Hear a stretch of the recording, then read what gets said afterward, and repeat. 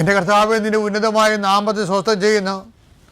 എൻ്റെ കർത്താവേ, നിൻ്റെ വിശുദ്ധ പൗരോഹിത്യത്തെ മഹത്വപ്പെടുത്തണമേ.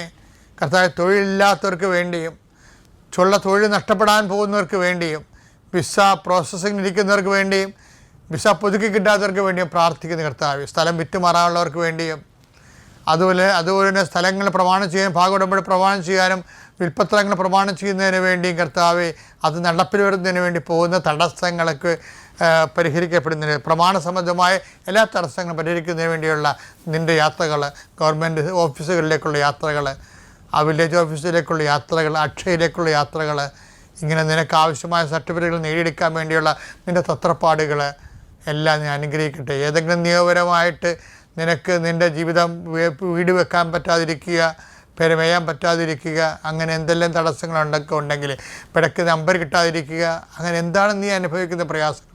ചില സാധനങ്ങൾ കയ്യിൽ നിന്ന് പോയിട്ട് കാണാനില്ല, ഇവിടെ വെച്ചെന്നറിയാൻ പാടില്ലാത്ത രീതിയിൽ വിഷമിച്ച് നടക്കുന്ന വ്യക്തിയാകാൻ നീ.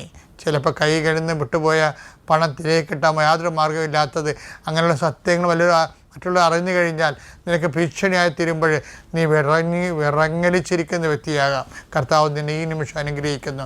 കർത്താവ് നിന്നെ സന്ധിക്കും. ദൈവത്തിനെതിരാവും നിനക്ക് യുക്തമായി പ്രവർത്തിക്കാൻ ആ സമയത്ത് നിങ്ങൾ എന്താണ് പറയേണ്ടതെന്ന് ആ സമയത്ത് അറിവ് നൽകുന്ന ചെയ്ത കർത്താവിൻ്റെ അഭിഷേക ശക്തി ആ തക്ക സമയത്ത് നിന്നെ സഹായിക്കട്ടെ. എൻ്റെ പ്രിയപ്പെട്ടവരെ, ദൈവത്തിൻ്റെ ഒരു വെമ്പലുണ്ട്. അതായത് എങ്ങനെയെങ്കിലും ഒരു പഴുതുണ്ടാക്കി നമ്മളെ ജയിൽ മോചിതരാക്കണമെന്നും വിമുക്തരാക്കണമെന്നും ദൈവം ആഗ്രഹിക്കുന്നുണ്ട്. എങ്ങനെയെങ്കിലും ഒരു പഴുതുണ്ടാക്കി നമ്മളെ കുറ്റവിമുക്തരാക്കണമെന്നാണ് ദൈവത്തിൻ്റെ മനസ്സെന്ന് പറയണത്. അതറിയണമെങ്കിൽ അതിൻ്റെ ഒരു നിഴലാട്ടങ്ങൾ നമ്മുടെ നടപടി പുസ്തകം 17:30 കാണാം. അജ്ഞതയുടെ കാലഘട്ടങ്ങളെ അജ്ഞതയുടെ കാലഘട്ടത്തെ ദൈവം കണക്കിലെടുത്തില്ല. എന്നാൽ ഇപ്പോൾ എല്ലായിടത്തുമുള്ള സകല ജനങ്ങളും പശ്ചാത്തപിക്കണമെന്ന് അവിടുന്ന് ആജ്ഞാപിക്കുന്നു. ഇപ്പം അറിവില്ലായ്മയുടെ ഒരു കാലഘട്ടം ഉണ്ടാകുന്നത് ദൈവത്തെ. അറിയാവുന്ന പറയണവനെ അറിയേണ്ടത് അറിയുന്നില്ലെന്ന് പൗലോസ് പറയുന്നില്ലേ? 1 Corinthians 8:2 അറിവുണ്ടെന്ന് ഭാവിക്കുന്നവൻ അറിയേണ്ടതറിയുന്നില്ല. ഈ അറിവ് എപ്പോഴും വരണമെന്ന് അറിയാമോ? അജ്ഞതയുടെ കാലഘട്ടം എന്ന് പറയുമ്പോൾ നമുക്ക് ക്രിസ്തുവിനെ ദൈവം മനുഷ്യരൂപത്തിൽ അയച്ച ഒരു കാലഘട്ടമുണ്ട്. ക്രിസ്തു അനുദപിക്കുക, സുവിശേഷത്തിൽ വിശ്വസിക്കുക എന്ന് പറഞ്ഞുകൊണ്ട് ദൈവരാജ്യത്തിൻ്റെ സുവിശേഷം വിളമ്പാൻ തുടങ്ങിയ കാലഘട്ടമുണ്ട്. അതാണ് ഒരു കാലഘട്ടം.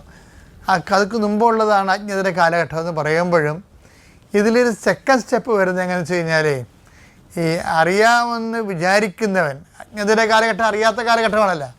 അപ്പോൾ അറിയുന്നവർ അറിയേണ്ട കാര്യങ്ങൾ അറിയുന്നില്ലെന്ന് പറയുമ്പോൾ അറിയേണ്ട കാര്യം എന്താണെന്നുള്ള ഒരു വിഷയമില്ലേ? എന്താ അറിയേണ്ട കാര്യം നിത്യജീവനെക്കുറിച്ച് തന്നെയാണ്. അത് ക്രിസ്തുവിനെക്കുറിച്ച് മാത്രമല്ല, ക്രിസ്തുവിലൂടെ ഉത്ഭുതമാകുന്ന വാത് തുറക്കപ്പെടുന്ന നിത്യതയുടെ കവാടത്തെക്കുറിച്ചാണ് അറിയണത്.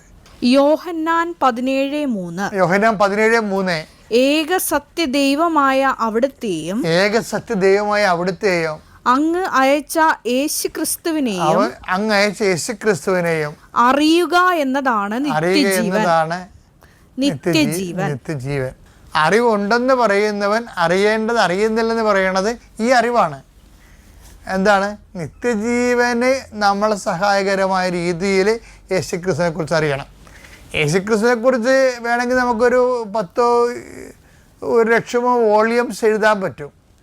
പക്ഷേ ആ അറിവിൽ